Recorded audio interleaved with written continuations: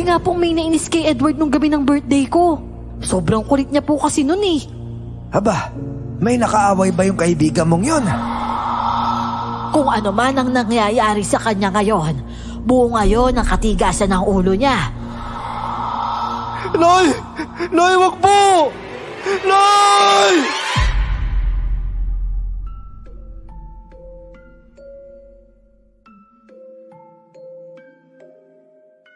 Kung ang pagiging kwela, masiyahin at puno ng enerhiya ay nakakahawa ng positibong vibes sa mga taong malapit sa kanya, sa oras na mahaluan ito ng panlalait sa kapwa, paniguradong may karma ding dulot.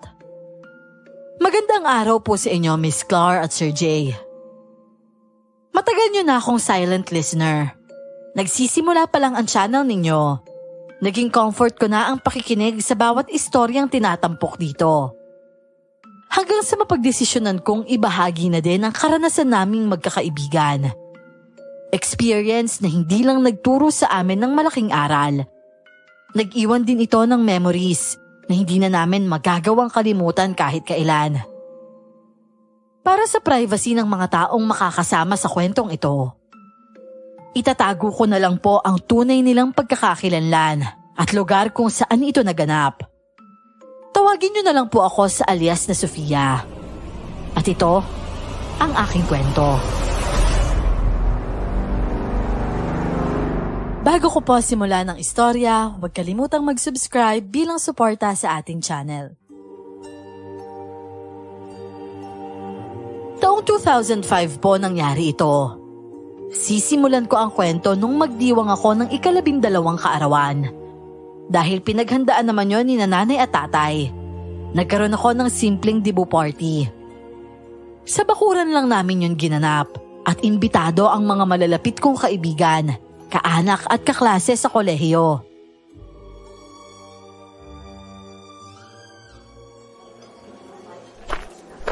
Uy, Dre, nakita mo ba si Sofia? Kanina ko pa siya hinahanap para ibigay sana tong regalo kong bulaklak at teddy bear. Sinasabi ko na nga ba, hindi mo talaga siya makikilala eh. Kahit ako nga, hindi ko siya namukhaan agad eh. Talaga? Nag-iba ba ng anyo? Tsaka, sino tong bisita mo? Ngayon ko lang siya nakita dito ah. Hi Miss Ganda. Ako nga pala si Edward, single. Ewan ko sa'yo Edward, mukha kang tanga. Teka nga muna, parang pamilyar yung boses mo ah. Hindi nga. Sofia? Anong klaseng orasyon yung tumalab sa'yo at nagbuka kang tunay na babae? Tinatabla naman pala ng magic makeup at long gown eh. Sabi mo walang pag-asang gumanda. Oh, ano ka ngayon Dre? Tululaway ka tuloy bigla. Hindi lang talaga ako makapaniwala eh. Bagay sa ito. Kasimpulan ng dress mo yung rosas na yan. Nga lang eh, kakulay mo pa rin yung tsokolate. Ha, nakakatawa ka. Bakit, gwapo ka ba? Tingnan mo nga yung suot mo. Di ka naman mukhang a-attend ng birthday eh. Para ka kayang sa burol de derecho. Uy, grabe ka naman. Burol talaga. Inargil ako pa to para magmukha akong disente sa 18 Roses dance mo ha. Grabe ka naman, ang ganda kaya nito. Ang dami-dami mo namang pantalon doon at saka maayos na t-shirt o di kaya kahit polo. Bakit naman kasi nagbarong ka pa? Oo nga naman, Dre. Asagwa mo kayong tingnan. Pero, alam mo, alika, bilis. Tabihan mo nga si Sofia. Ayan magharapan kayo tapos, ganito, ganyan. Uy, Edward, hawakan mo namang maigi yung kamay ng birthday girl natin. Teka, ganyan lang ha. Ayan, ganyan. 1, 2, 3.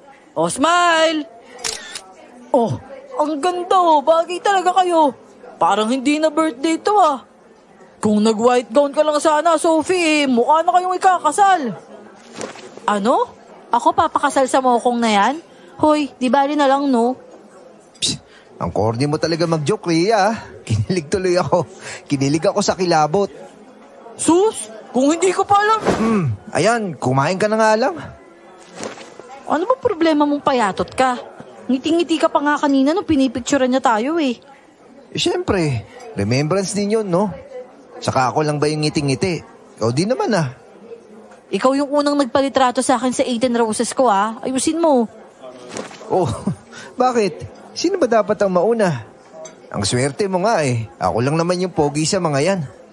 Ay naku, napakayabang talaga.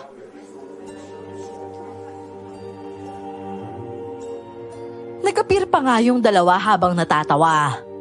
Ako naman noon, nailing na lang saka nagtungo na sa espesyal na upuang inilaan para sa akin. Nasa pinakagitna yon, kung saan kitang-kita ako ng lahat. Ramdam kong espesyal ang araw na yon para sa akin. Pero sa totoo lang, pinagtalunan pa namin yon ng mga magulang ko. Ayoko kasi talaga ng engrandeng selebrasyon. Lalong ayokong humarap o na-expose sa maraming tao. Nerd po kasi ang personalidad ko noon. Kung hindi mga libro, si Edward at Rhea lang talaga ang kasakasama ko. Natapos naman ang birthday ko ng masaya.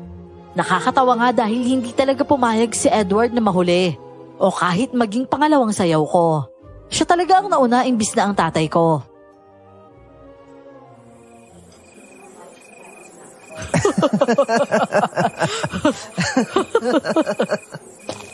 Oh, ano ba nakakatawa? Pansin ko, kanina pa kayong tawa ng tawa dyan Ano ba kasing tinitingnan nyo? Ito kasing si Edward Kanina pa ako binubulungan ng kung ano-ano. Mga lasing ba kayo? Nakakalasing kasi yung sabaw ng buko. Ang sarap pala ng buko na nasa garapon. Kaya lang medyo mapakla na ewan. Hindi kaya buro na yon. Bakit naman kasi kayo naghahanda ng binurong sabaw ng buko, Sophie? Sana sinabihan mo ako. Nagdala sana ako ng juice, di ba? Ikaw? Kailan ka naman nagkapera? Puro ka nga libre. Pero, ayun tignan mo yun. Ang laki ng sumubo nun, Kakasya yung kamao niya. Naiya pa, Hindi pa sinagad. Hala, nakita mo yun? Inisang subo yung hita ng manok ko. Oh, pati buto yata hindi na patatawarin Walang awa sa aso yung isang yan Pinsan mo ba yun, Sofia? Sige lang, tumawa lang kayo ng tumawa. Pag uwi niyo mamaya, paniguradong iiyak kayong dalawa.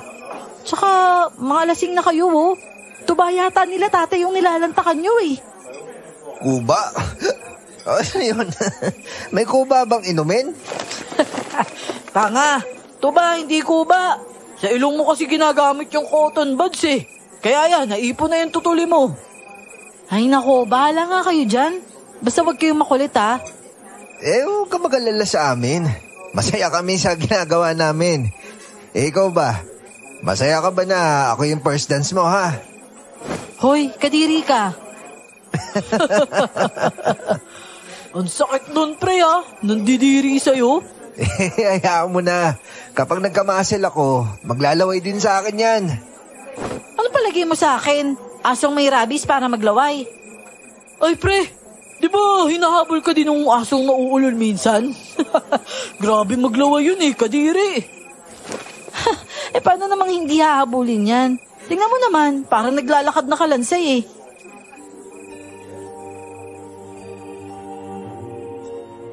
Masasabi kong hindi kumpleto ang araw namin kung wala akong maririnig na panlalait sa kanila.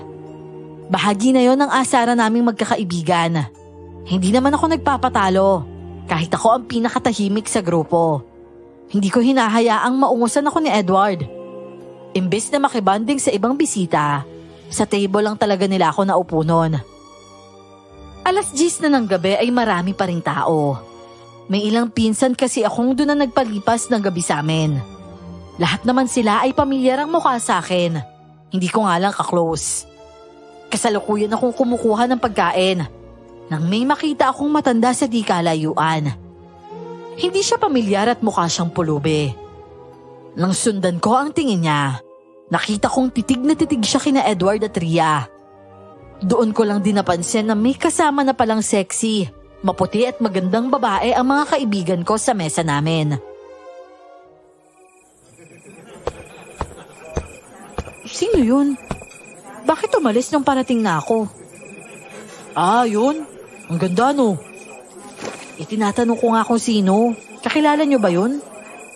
Ha? Bakit naman kami yung tinatanong mo? Pinsan mo yun, di ba? Sophia, mukhang type ako na maganda mong pinsan Hindi mo man lang sinabi na may ganun ka palang kagandang pinsan? Ano ba pinagsasasabi nyo? Hindi ko pinsan yun, no? Bakit sabi niya pinsan mo siya? Kilala ka nga Hindi ko nga kilala yun. Ang kulit mo. Sus, baka ayaw mo lang pakilala sa amin kasi mas maganda sa'yo. Ang sweet niya nga dinalahan pa ako ng pulutan. Hoy, ikaw! Akin na yan! Anong? Teka, sino kayo? Ba't yun ako yung pagkain ko? Akin na yan! Uy, Manang! Bawal po yung pulubi dito! Handaan to baka naman nagugutom lang siya, Ria. Huwag mo nga siya ipagtabo yan. Manang, eto po Hindi ko pa naman po nagagalaw to. Sa inyo na po to. Tsaka, Manang, marami naman pagkain dito. Gusto nyo, kuhaan ko pa kayo Basta wag lang ito. Special sa akin to. Binigay sa akin ng chicks to Hindi mo alam ang sinasabi mo. Sinabi ng akin na yan. Manang, teka lang Bigay sa akin to ng magandang binibini. Eto, kakainin ko na lang. Manang, wala na po. Nakain ko na Grabe ka naman, Edward. Nakakadiri ka talaga. Tigilan mo na nga yan, Edward. Ang bastos mo. Pagsisisihan mo ang ginawa mong ito, iho. Talagang pagsisisihan mo. Manang, eto pa po, dinagdagan ko pa po itong pagkain ninyo. Pasensya na po kayo dito sa kaibigan ko, Piliho talaga yan Teka, ako pa talaga yung mali. Inaago niya kaya yung pagkain ko. Manahimik ka na nga, Edward. Lasing ka na Binalaan na kita, pero sadyang matigas ang ulo mo. Tignan niyo yan. Hindi ko naman siya inaano pero binabalaan ako. Ano bang ibig yung sabihin, Manang? Sinabi nang tumigil ka na Ria, iuwi mo na nga yan. Baka lumala pa yung kalokohan yan Nakakahiya pa kina nanay at tatay. Hindi pa ako uwi. Hintayin ko pa si Chloe Babalikan niya daw ako. May usapan kami. Ganon. Sige. Alam ko namang hindi ka susunod sa akin Teka muna. Ito na nga, uwi na nga Huwag ka na magsumbong kay Tio. Tignan mo to. Hoy, Sophia! Uy, halika na kasi, Edward. Bilisan mo. Baka madamay pa ako sa sasalo ng kamao Ang sakit pa naman nun. Alalayin mo muna ako.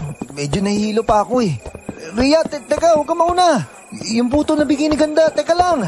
Tukmol, huwag mo nang balikan yun. Bilisan mo na, nandiyan na si Tio Asunto Asunto kang mukha ka na naman kapag naabutan ka nun. Eto na nga Ari ko. Ano ba naman yan? Hindi pa tag-ulan, huwag ka nga manghuli ng palaka dyan. Bilisan mo na, dali.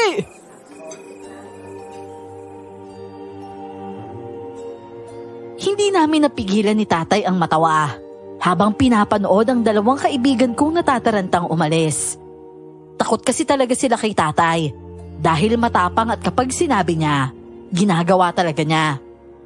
Tila militar kung dumisiplina ang tatay ko. Maging ako na nag-iisang babae sa aming 6 at bunso pa, hindi nakalagpas sa mahigpit niyang bata sa bahay. Kaya siguro lumaki din akong tahimik, nerd at bookworm kung tawagin. Ano ba naman to, Sophie? Bakit pagambaga naman yung uso ko? Pinasuntok mo ba ako kay Tio Asunto kagabi? Naging pasaway na naman ba ako?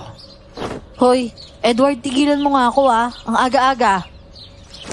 Ano ba kasi nangyari sa nguso ko? Ba't ganito? Ang kiruto tsaka namamaga. Sa dami ba naman kasi nang pwede mong gawing kalips to lips Bakit yung semento pa? Ayan, tuloy yun na pala mo. Alam mo, hindi lang yan magkakagabi. Nagdugo din yung bunganga mo. Nakagat mo yata yung dila mo pagkabagsak mo Akala ko nga nalagasan ka ng ngipin. Ay, ganun ba? Bakit parang masaya ka pa sa nangyari sa akin? Ang lakas mo kasing mangarap na hinahalikan mo yung chicks. Yung pala, lupa lang yung sasalo sa nguso mo. Di ka ba titigil, ha? Kahit babae ka, bibigwasan talaga kita. Ito mong masakit na nga tong ulo ko tsaka mukha Hoy, kayong dalawa kung mag-aaway nga kayo, doon kayo sa malayo sa akin. Di ko maintindihan tong binabasa ko ang iingay nyo. Yung si Edward ang paalisin mo dito. Pikon O ano, Kailangan kapag nasa mood lang siya, tsaka pwedeng mag-aasaran. Utot mo, uy. Kaya nga, Edward, napansin ko din yan. Ewan ko sa inyo. Pinagtutulungan niyo na naman ako eh. Sophie, bingin na nga lang ako ng kape tsaka malamig na tubig. Hindi ba masarap yung tubig sa abanganin niyo? Oo, pero teka, inuutusan mo ako? Hindi, nakikiusap lang naman ako eh. Sige na, please. Oo na, sige na. Sandali lang. May bahay naman kasi laging nandito nakikisiksik. Palibhasa kasi alam mong wala si tatay ng ganitong oras dito eh. Pati din naman si tatay wala sa bahay eh. Yung nanay ko nga lang yung naiwan eh, parang machine gun yung bunganga. Kaya ayun, diwanan ko na lang mag-isa dun sa bahay. Nagsisimula na naman rumatatat eh.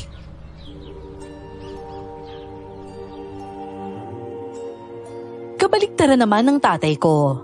Mabait ang tatay ni Edward. Takot nga yun sa asawa at malumanay lang kung magsalita. Minsan nga, kinaiinggitan ko yon kay Edward. Maalaga kasi at malambing si Tio Tonying. Makulit din siya at palabiro. Mahal ko naman ang tatay ko at wala akong problema sa paraan niya ng pagdidisiplina sa amin. Nagpapasalamat nga ako dahil doon. Wala kasi ni isa sa mga kuya ko ang napariwara o tumandang tambay. Hindi din naman po basta nananakit ang tatay. Ang totoo, may approval pa mula kay Tio Tonying na pwedeng disiplinahin ng tatay ko, ang anak niyang si Edward.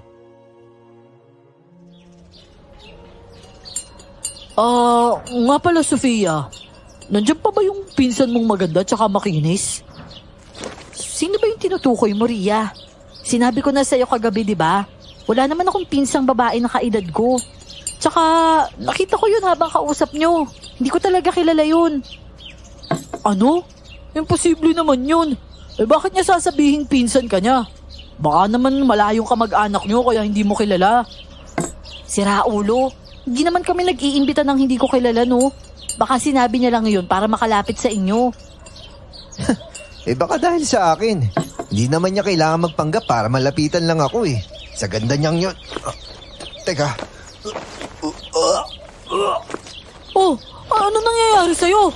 Huy, ayos ka lang ba? Grabe naman yun. Ang tindi naman yata ng hangover nun. Kagabi sinuka niya na lahat eh. Hanggang ngayon ba naman? Teka nga Sophie. Baka pati bito ka nun eh. Sinuka niya na eh. Yan kasi ang napapala ng mayayabang. Hindi naman kasi sanay sa tuba iinom-inom.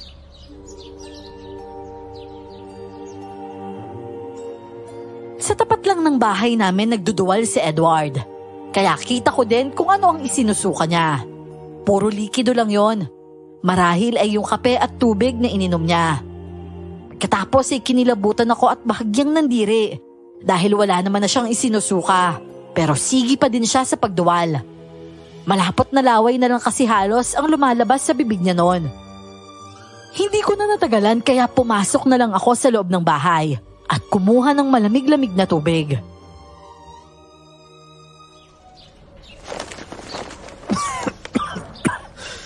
Ano ba naman to? Ganun ba talaga epekto ng tuba?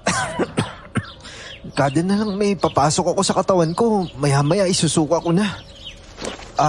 Teka, nagugutom na ako Naku pre, may hinala ako.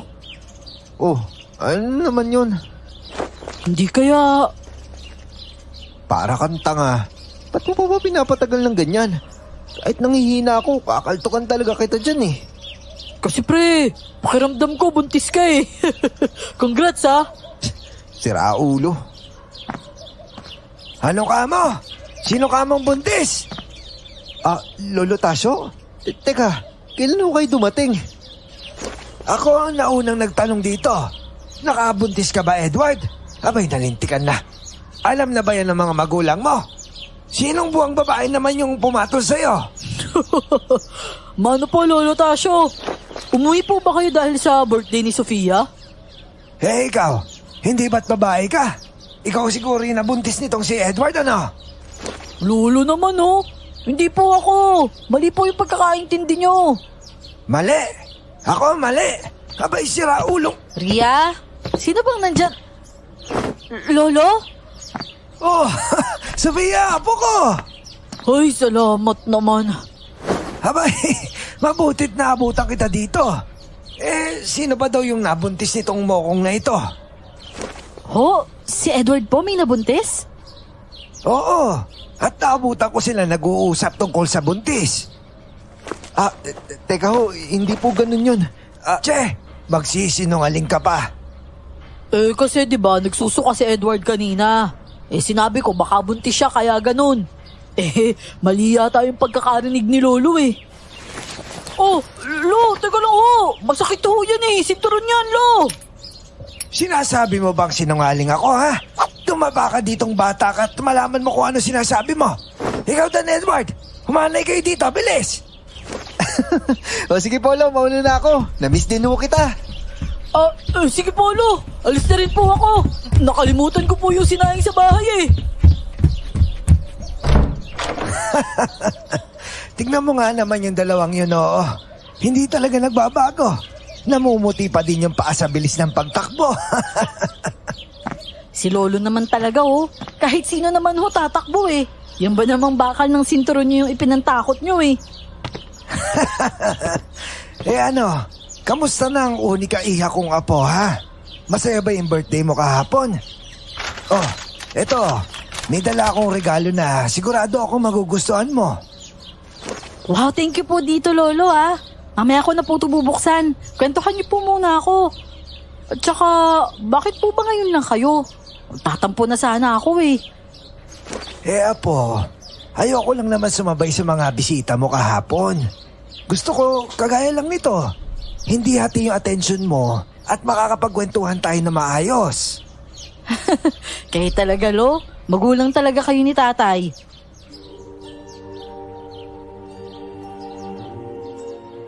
Sa kabilang bayan lang nakatira ang Lolo Tasyo ko. Pero sa tuktok pa siya ng bundok. Doon niya daw kasi gustong manirahan dahil tanaw niya ang buong syudad.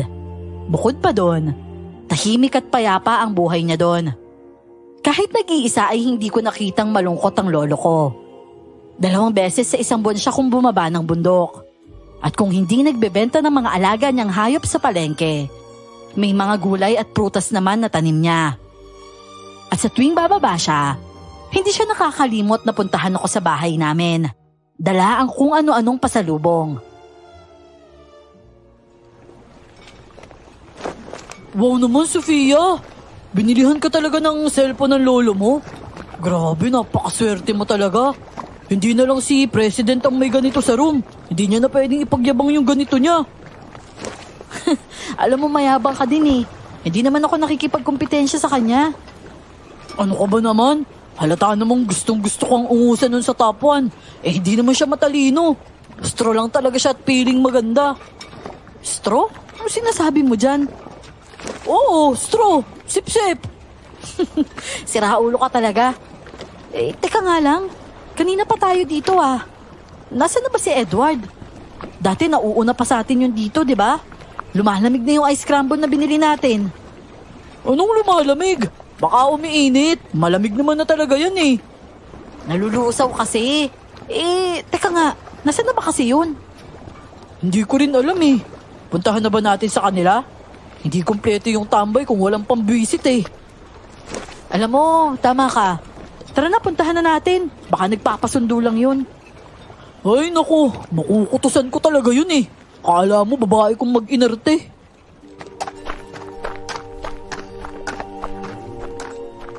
May kalayuan ng bahay ni na Edward mula sa tambayan namin sa tabing dagat.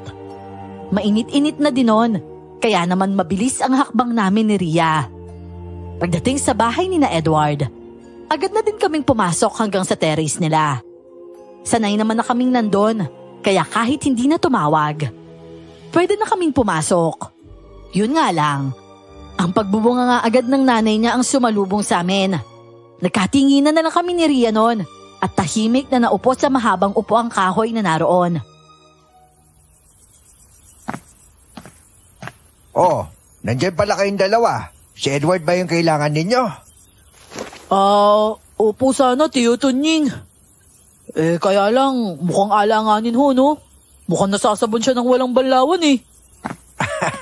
Kaya nga paano, hindi makabangon? Hindi nga rin kumakain alam nyo ba kung ano nangyari sa kanya? Sabi ko na nga ba, may sakit siya Pero pwede ho ba namin siyang pasukin mamaya? Kakamustahin lang po namin. Kaya nga po, Tiyo. Baka kapag nakita niyo tong si Sofia magkaroon na siya ng lakas. Ha? Ano naman pinagsasasabi mo dyan? Magkaroon ng lakas. Lakas mangasar. To talaga, oh. Di ba, paborito kang inaasar nun? Kayong dalawa talaga, oo. Oo naman, pasukin niyo siya doon mamaya.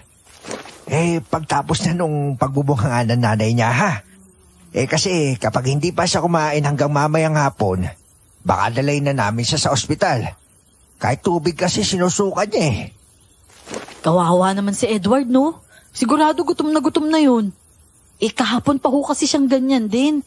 Akala nga po namin dahil lang sa hangover ng birthday ko. Aksidente ho kasi nilang nainom nitong si Ria yung tuba ng tatay ko. Galing po yun sa kamag-anak namin sa Bicol. Ganun ba? Baka nga hindi kinain ng katawan niya yung tuba. Abay, sira ulo talaga yung batang yon. Kaya hindi ko nga rin makampihan at may pagtanggol sa nanay niya Napakatigas talaga ng ulo. Pero naparami din naman ho ang inom ko nun, Tiyo Tunying. Okay naman ako paggising ko ng umaga kahapon. Kaya lang, kakaiba nga yung tuba Mas okay siya kumpara sa gin na masakit sa ulo. Yun, magaan lang sa pakiramdam kahit makarami. Talaga? Haba, matibay ka pala sa inuman kung ganon. Saka malakas siguro ang sikmura mo. Baka itong anak ko, pambabae lang yun tiyan kaya hindi niya kinaya. Nako, maselang po talaga yung si Edward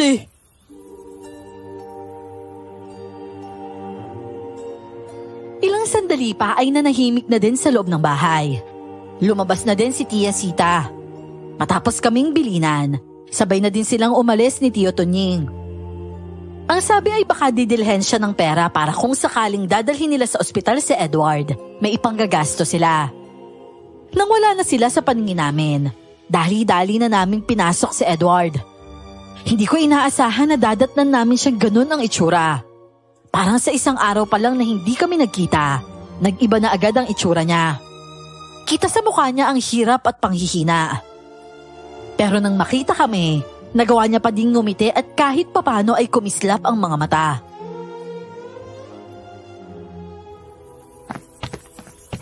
Oh, ano na pre? Ano na nangyari sa'yo? Pinanindigan mo na yata yung paglilihim mo Loko-loko, ano bang ginagawa niyo dito? Malamang aasarin ka. Pagkakataon na naming makabawi sa'yo, no? Lalo na't nang hihina ka. Oh, ano Edward? Kumusta yung pakiramdam mo? Hindi ko nga maintindihan Hinang-hina pa rin ako. Gusto kong kumain pero sinusuka ko pa rin naman. Kumain ka lang kasi ng kumain. Para kahit naman papano nalalamnan yung tiyan mo kahit sandali. Tama si Sofia, pre. Labanan mo yan. Araw ng tambay natin ngayon sa dagat. Kaya lang, hindi kompleto nang wala ka, kaya dito na lang kami. Aalagaan ka muna namin parang sanggol. Teka, may pagkain bang iniwan dyan si Tio Tunying? Meron daw. Parang lugaw nga yun, sabi ni nanay Yun? Teka, kumain ka na ba? Hindi nga ako makakain, di ba? Baka naman ngayon makakakain ka na. Sige, teka, kukuhanan kita. Alam mo, mas mabuti pa siguro dalhin ka na nila sa ospital. Kung ganyan na pati tubig hindi tinatanggap ng sikmura mo. Delikado yan, baka mamaya ma-dehydrate ka pa. Kailangan mong maligin ng dextrose. Ang pagkakaalam ko, Sofia, gusto mo maging abogada. Bakit parang doktora ka kung magsalita ngayon? Baliw, may sakit ka na't lahat-lahat pero pang-aasar pa din yung priority mo. Seryoso ko, no? Kung ikaw yung magiging doktora o nurse ko, baka kahit araw-araw ko may sakit, ayos lang sa akin, no? Ano? Oh, ba't ka namumula? Naniwala ka naman sa akin. Kung ikaw yung nurse, di bali na lang, no? Baka mamaya, imbis na magamot, lalo pang lumala yung sakit ko. Mabuti alam mo, no? Alam mo kapag naging doktor ako, hindi naman kita gagamutin Puro maling bakuna yung ituturo ko sa'yo. Ba, mukhang bigla kang lumakas pare Kanina, inabutan ka namin, halos hindi ka na kumikilos. Ngayon, yung ngiti mo, abot na hanggang sa tenga mo. Oh, di mo na yata kailangan ng gamot Si Sofia lang pala. Uy, naranasan mo na ba lumunok ng lugaw kasabay ng kutsara, Ria? Huwag naman pre, ang haba nito, tsaka ang tigas. Aba, kayanin mo kapag ako'y nagsubo sa'yo. Alam nyo, busy talaga kayong dalawa kahit kailan. Bahala na nga kayo dyan. Alis na ako.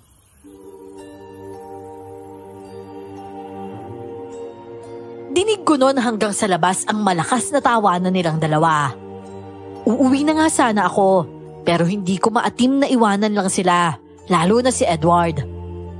Alam at ramdam ko ang pagbabago ng enerhiya niya nang makita kami ni Ria. Pagpasok ko, nakita kong akmang susubuan ni Ria si Edward ng lugaw. At napangiti naman ako. Ako naman ang nakaisip ng ipang-aasar sa kanila na halos ikapulan ng mga mukha nilang dalawa.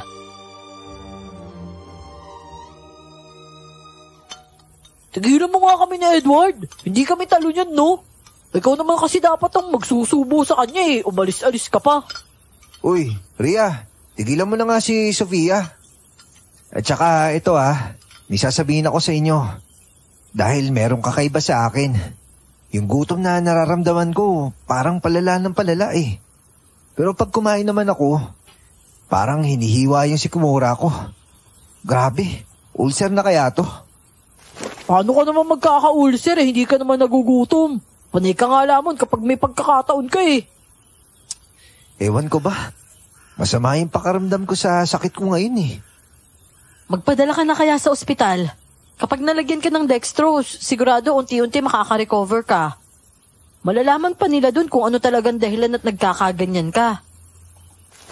Ang kaso, nahiya ako kila nanay at tatay eh. Imbis na makatulong ako, naging pabigat pa ako lalo. Ano ka ba naman? Wag mong isipin yun. Ganun lang yun si Tia, pero alam ko mahal na mahal ka nun. Tsaka obligasyon ka nilang ipagamot, no? Anak ka nila eh. Huwag kang mag-alala, tutulong kami kahit sa pagbabantay sa'yo sa ospital. Pagkakataon na din yun para makapunta sa bayan. Aray! Ano ka ba naman, Sofia? Ang ikli na nga ng buhok ko, hindi pa rin nakakaligtas sa kamay mo. Ikaw talaga, makagala ka lang talaga eh, no? Susumbong kita kay Lola para hindi ka payagan. Mamaya, maggala ka lang dun tapos mawala ka pa. Kasalanan pa namin. Kung sa bagay, igawin talaga ako eh. Ewan ko sa'yo. Oh, Edward, kumain ka na nga lang. Umanga ka na kasi pre. May healing power pa naman yung mga kamay ni Sofia. Gagaling ka kaagad dyan. Kumuha ka na nga lang ng tubig dun. Kung ano-ano sinasabi mo eh. Opo, eto na po madam. Susunod na po, nanginginig pa.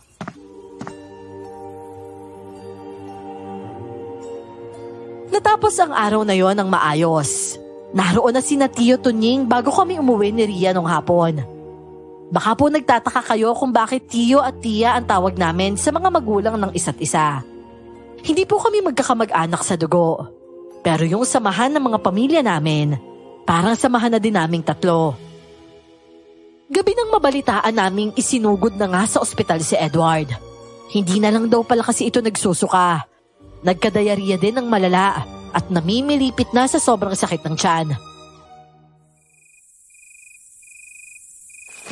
Abay, Sophie, ano ba nangyari sa kaibigan mong yun? Abay, noong nakaraan lang nakita ko dito nag-aalmusal pa yun ah.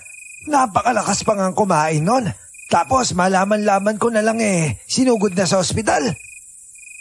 Severe dehydration na po siguro, Lo. Nagsusuka na po tapos nagdudumi pa. Pero sabi ni Tonying, dahil daw yun sa tuba na ininom nung birthday mo, mahina daw yata yung sikmura. Kaya nga po parang doon po kasi nagsimula, Lo. Napaka-imposible naman nun. Kung may lason yung tuba, di sana lahat ng uminom napahamak na. Siya lang naman yung nagkaganon. Baka hindi naman sa tuba yun.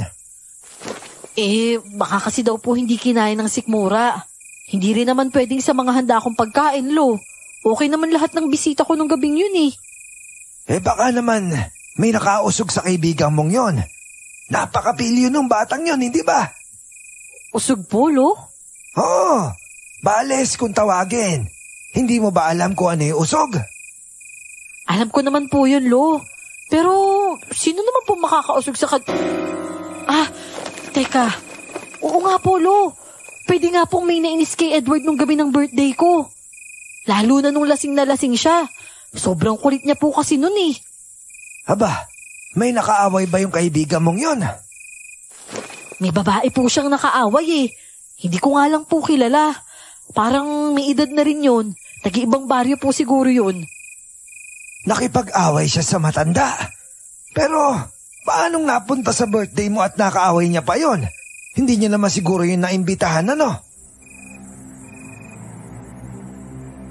Kinuwento ko kay Lolo kung paano kong nakita ang babae. Hanggang sa makairingan na nga ito ni Edward. Hindi ko narinig na nagsalita si Lolo. Pero parang nahulog siya sa malalim na pag-iisip. Tinanong niya pa ako kung namumukhaan ko yung babae. At saka ko naalala yung isang mata ng ale. Puti kasi yung kaliwang bahagi ng mata niya. Parang sa mga bulag. Ganun ba? Mas madaling mahahanap kapag may palatandaan ka. Pero siguro, kailangan nyo munang hanapin at kausapin yon. Panigurado may kinalaman siya sa nangyari sa kaibigan mo. Talaga po, Lo? Pero hindi po ba parang mali naman po na manghusga agad? Hindi mo naman siya inuhusgahan na po. Naninigurado lang. Kaya ka nga nagtatanong para malaman mo yung totoo, hindi ba? Sana nga po makita ko siya, Lo. Ako na lang siguro yung makikiusap sa kanya at magtatanong. Basta. Palagi ka lang magiging magalang at mabuti. Sigurado akong hindi ka naman mapapahiya. Bukas ng umaga uwi na ako. Sumabay kay ni Rhea sa akin kung sakaling bibisitahin niya yung kaibigan niya sa ospital. Iatid ko na kayo doon. Sisilip din ako sa lagay niya. O sige po, Lo. Mamaya pa lang po ako magsasabi kina nanay at tatay . Sigurado naman po papayag po yun. O siya, sige. Gusto ko na magpahinga. Napagod akong tumulong sa bukid maghapon. Gusto niyo po, Lo. Masahihin ko po yung likod niyo. O di kaya yung braso niyo. Alam na alam mo talaga kung anong kailangan ko, ano? Ay, salamat. Siguradong marerelax na naman ako nito. Syempre naman po. Niregaluhan niyo po ako ng cellphone . Kaya bilang gante, imamassage ko po kayo. Ganon. Akala ko pa naman bukal sa loob mo yung pagmamasahe. Lolo naman. Oo na. Biro lang naman.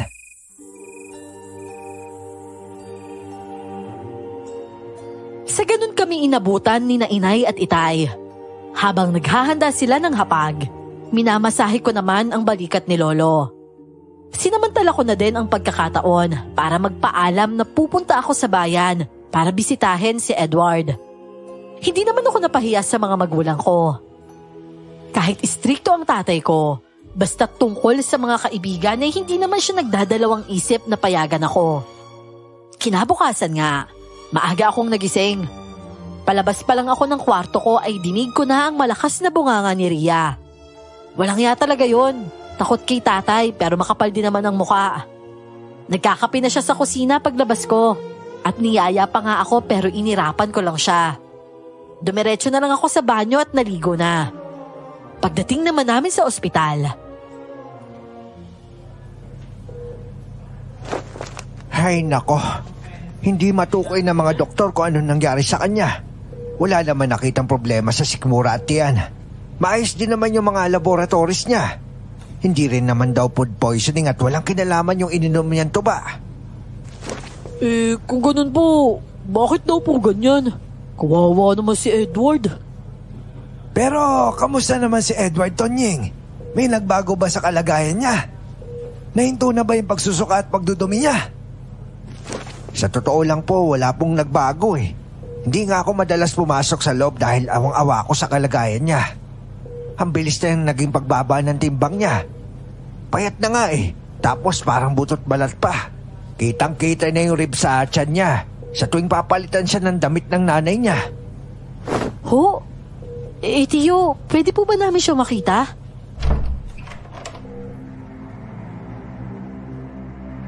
Bigla namang lumabas mula sa ward ang nanay ng kaibigan ko.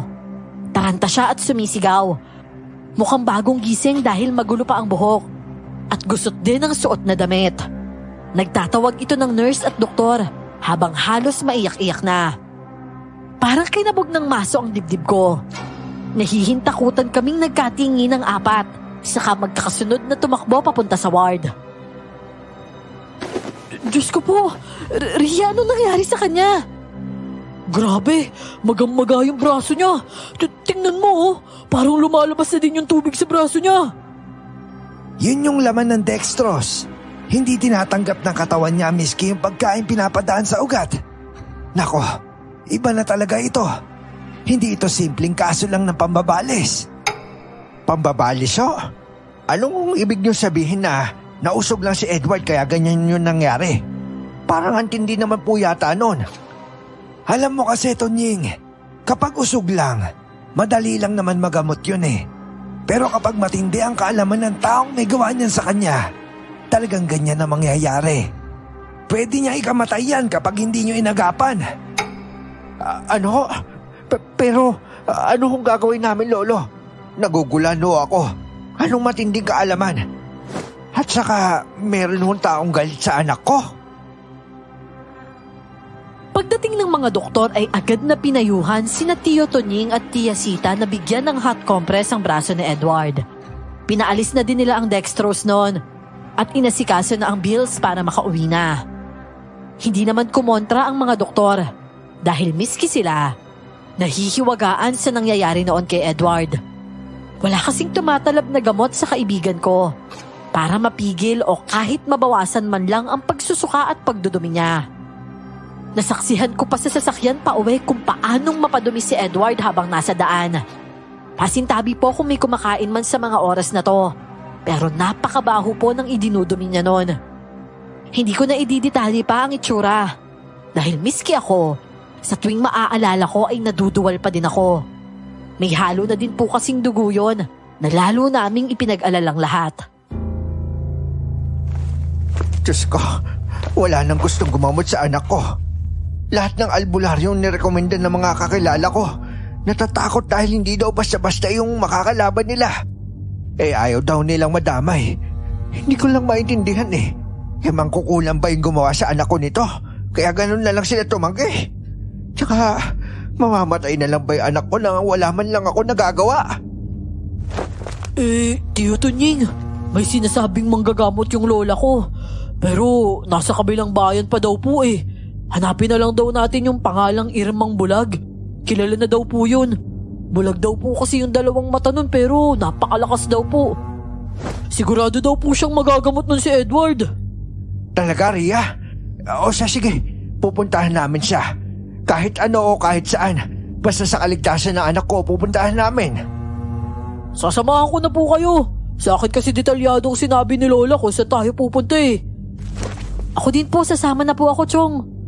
Ay, alam nyo, napakaswerte ng anak ko dahil may kaibigang katulad ninyo. Maraming salamat ah. Teka, kakausapin ko lang si Sita para maiayos na namin si Edward. O sige po, uuwi na din po muna ako para makapagbihis. Ikaw ba, Sofia? Oo, sige. Ang init na mamaya eh. O, paano? Paalam muna ako sa kanila para hintayin nila tayo. Oo, sige. Hintayin na lang kita para sabay na tayo.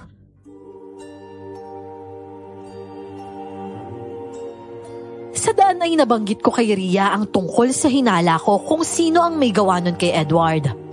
Agad naman siyang sumang-ayon sa akin pagkatapos niyang maalala kung gaano din kabastos noon si Edward sa matanda.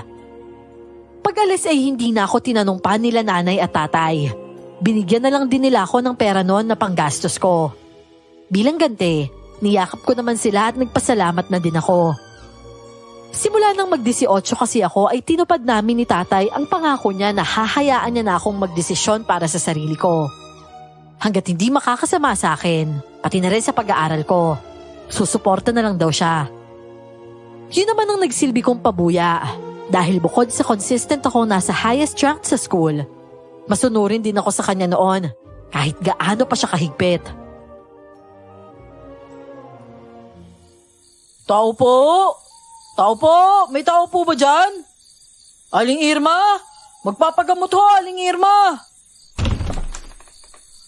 Magandang umaga po. Teka, kayo ho si Aling Irma? Oo, ako nga. Anong kailangan ninyo? Kayo ho yung nasa birthday ko, di ba? Yung nakasagutan po na kaibigan ko at binigyan ko ng pagkain? Mabuti naman at natatandaan mo pa ako, Iha. Bakit nyo ba ako hinahanap? Nako, wala ho. Naligaw lang ho yata kami ng landas ng bahay ho. Kung ang ipagagamot ninyo ay yung kaibigan ninyong bastos, pasensya na, pero hindi ko siya matutulungan. Nako, hindi na din ho kailangan ng... Nakikiusap po ako, Aling Irma. Patawarin niyo na po kung ano man pong nagawa ng kaibigan ko. Alam ko pong mali siya, pero personalidad niya na din po yun eh. Hindi pa po kasi matured mag-isip yung kaibigan ko at saka puro yabang po yun. Siguro naman po may matututunan na siya sa nangyaring to sa kanya. Pero pakiusap po, Aling Irma.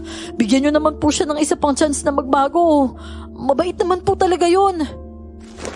Ay, sige. Pero isang beses ko lang tong gagawin. At dahil lang din yun sa'yo, Iha.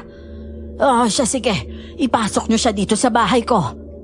Maraming salamat po talaga, Aling Irma.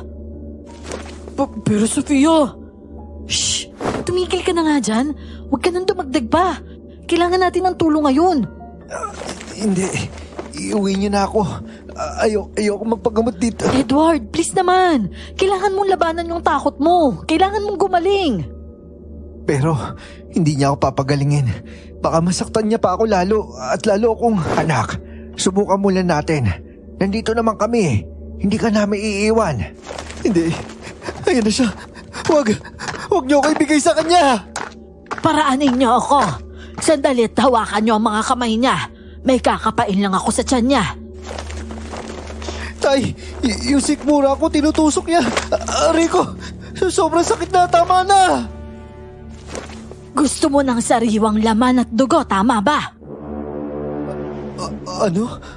Anong sabi niyo? Ano yan? Ang bango niya na. Pahingi ako. Nagugutom na ako. Bigyan mo ako, bilis! Gusto mo to? Halika, sumunod ka sa akin sa loob. Pero pre, hindi naman yan mabango eh. Maanggo nga at malansa dahil sariwang karne yun at dugo. Nagugutom na ako. Bitawan niyo ako. Kakain ako. Pero hindi ka nakakalakad, Edward. Diyos ko, ano ba nangyayari sa anak ko? Tara na ho, Chong. Sundan na lang natin siya. Tsaka, laksan niyo po ang loob niyo, ha? Parang hindi na siya anak ko, Sophia. Ibang-iba na siya. Paano siya nakakalakad bigla? Natatakot ako sa tingin niya. At parang mangangagat kapag wala na sa sarili niya. Dala po siguro ng matinding gutom niya yun, Chong. Tara na po sa loob. Sundan natin sila at baka kainin niya talaga yung karne. Akin na yung karne! Sabi na ibigay mo sa akin yan! Maupo ka muna, iho. Maupo ka at hintayin mo ako. Bilisan mo! Huwag mo akong paglaruan! Halos masampal na ni Tia Sita si Edward noon. Pero nagagawa siyang pigilan ni Tio Tunying. Matigas ang personalidad ng nanay ni Edward. Pero nang mga sandaling yon, ang nakikita ko lang sa mga mata niya ay takot at pangamba para sa bunso niyang anak. Eto ang kainin mo. Pero teka lang ho. Pabayaan niyo ako dahil alam ko ang ginagawa ko. Baka ikamatay niya kapag ginabot ko siyang walang laman ng tiyan. Palalakasin muna natin siya. Isakripisyo niyo kahit isang beses na tanghalian. Maniwala kayo, kakailanganin niya yan. Pero bakit kailangan sariwang karne na sinabawan niyo ng dugo? Dahil yan ang gusto niya at yan ang tatanggapin ng sikmura niya. Isang kabalawan nito. Pasensya na kayo. Pero kailangan niyong ipatigil ang ginagawa niyong yan sa kanya. Oh, Nay? Sino itong mga to at bakit nila kayo sinisigawan? Naandyan ka na pala, Kokoy. Nagpapagamot. Sila yung sinasabi ko sa'yo sa handaan. Talaga ho? Bakit niyo po tinutulungan? Hindi ba't bastos yung lalaking sinusubukan niyo lang naman balaan at iligtas? Siya na ba yun? Medyo huli na. Pero matatanggal pa naman. Kung hindi lang dahil dito kay dalaga baka hindi ko talaga tulungan yan. Ay, nako, Nay. Nagpapadala na naman kayo sa bait-baitan Hindi na kayo nadadala. Hayaan mo na. Ramdam ko namang mabuting tao talagang itong si dalaga. Ano na nga palang pangalan mo, Iha? Sofia po. Pati pangalan mo tunog mahinhin at mabait. Siya naman si Kokoy. Anak ko ito. Marunong din siyang manghulam. Pero huwag kang mag-alala. Mabait naman ito. Puro masasamang tao at perwisyo sa lipunan lang ang binibigyan namin ng dala. Ano? Mangkukulam? Oo, bakit? Nagulat ka ba? Ano ba akala nyo? Nanggagamot lang kami? Nanggagamot lang? Oo nga pala, Nay. Ito yung pinadala ni Ate Tess. Pasensya ka na daw na yan lang yung nakayanan niya. Umuwi na daw yung asawa niya sa kanila at nangakong hindi na babalik sa kabit. Tuwan-tuwa nga at panayang pasalamat eh. Mukhang naalis mo daw talaga yung gayuma sa asawa niya. Ayaw niya kasing maniwala na wala naman talagang gayuma. Gusto talaga ng asawa niyang lokohin siya. Saka kahit walang pangontra sa gayuma, magigising at magigising ang babaerong yon. Hindi naman kasi magtsatsaga sa kanya ang kabit niya kung wala na siyang silbi. Kaya bumalik na lang sa kanya. Makailang beses pa akong napalunok habang nakikinig sa usapan ng mag-ina. Nang tingnan ko sina Tio Tonying, halos nakangangalang sila. Alam kong hindi sila makapagdesisyon noon kung itutuloy pa ang pagpapagamot sa isa naman palang mangkukulam. Na nooy pinagdududahan pa namin siyang may kagagawan sa nangyayari kay Edward.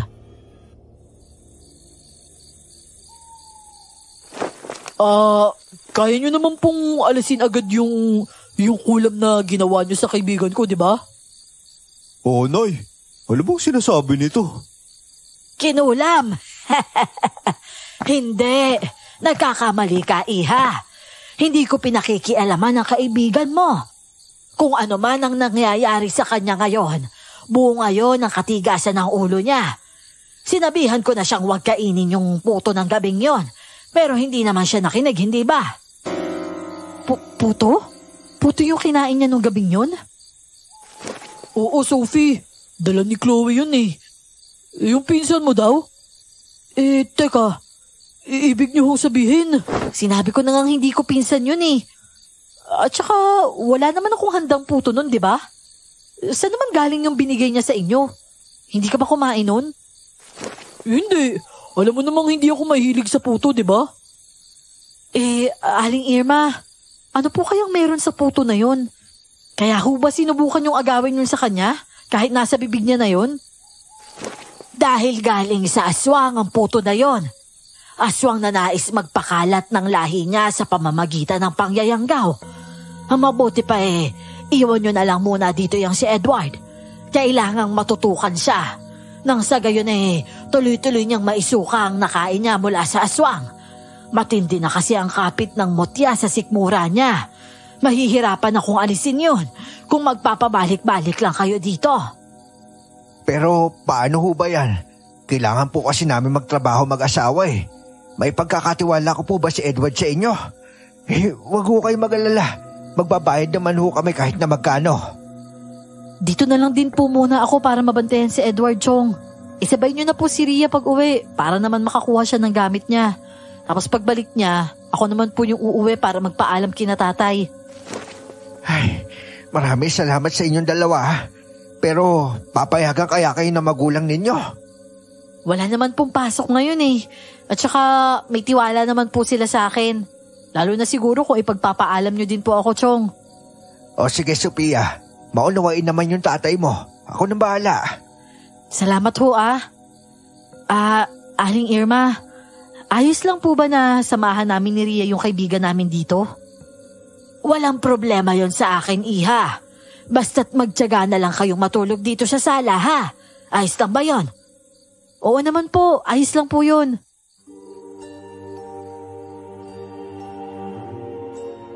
Pag-uwi ay doon ako nahirapang magpaalam kina nanay at tatay. Hindi pa kasi ako nawala sa bahay kahit magdamag lang. Nauunawaan ko naman ang pag-aalala nila. Pero hindi ako tumigil sa pagpapaliwanag. Hanggang sa sabay na lang silang napabuntong hininga. Sa huli ay ako pa din ang nasunod. Dumating din naman sa bahay si Tio Tonying at nagpaliwanag din siya kay tatay Nakakailanganin nga nila ang tulong namin ni Ria sa pagbabantay kay Edward. Kailangan kasi nilang magtrabaho ni Tia Sita at kailangan din nilang maghagilap ng pera. Ilang araw daw? Isang linggo? Oo, Ria. Kailangan pa kasi siyang orasyonan eh. Bukod pa dun, may sinasabi pa si Ate Irma na gagawa daw siya ng pangontra sa Yanggaw. Aabutin daw yun ng 3 araw kaya 1 linggo tayo dun. Grabe pala, no? Hindi pala basta-basta yung panggagamot na gagawin sa kanya. Pero alam mo, masaya ako na kahit papano nakakatulog na ng maayos si Edward. Sabi kasi ni Tia Sita, halos buong magdamag daw dilat yung mata ni Edward sa ospital eh. Panay daw yung ngalit ng ngipin at saka paglalaway. Gusto kasi talaga siyang gawing aswang ng Chloe na yun. Paano ba kasi napunta sa table natin yung babaeng yun? Ay naku, di ko nga rin alam eh. Nagulat na lang ako, lumapit na lang sa amin, dala yung platong may lamang dinuguan at puto. Nawala naman sa isip ko na wala ka palang handang ganun. Ay, di bale. Naniniwala naman akong kaya siyang pagalingin ni Ate Irma. Sofia, may naisip akong plano. Sigurado ako makakatulong yun kay Edward para mabilis siyang makarecover at labanan yung sakit niya. Pero bago yun, may kailangan ka munang malaman. Nung una ay kinakabahan pa kami ni Ria at nahihiya kay Aling Irma.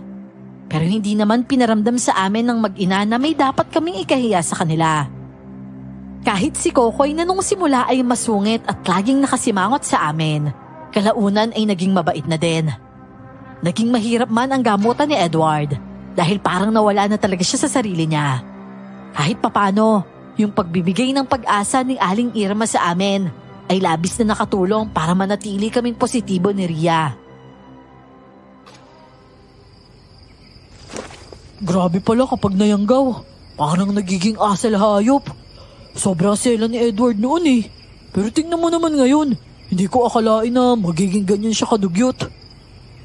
Kailangang tiyagain siyang linisin. Ganyan talaga kapag nayayanggaw. Mabuti nga at hindi siya masyadong sensitibo sa liwanag.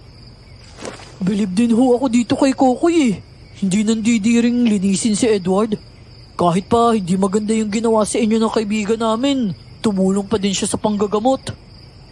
Ganyan talaga ang anak kong yan, Ria. Walang selan at hindi rin naman mahilig magtanim ng sama ng loob. Pansin ko nga rin ho eh. Pero alam niyo ho, mas bilib ho ako sa inyo. Naalala ko, daig niyo pa daw ho ang kumpleto ang paningin eh. Totoo ho bang nakakakita ng hindi pangkaraniwang nilalang yung mga mata ninyo, Aling Irma? Sino naman ang nagsabi sa inyo niyan, Ria? Yung lola ko ho. Ang sabi ho niya, nakakaaninag naman daw ho kayo sa mga tao. Pero sa mga engkanto at lamang lupa, malinaw daw po yung paningin nyo. Mukhang kilala ako ng lola mo ah. Abe, gusto ko siyang makilala minsan. Di ibig sabihin ho, totoo ho yun?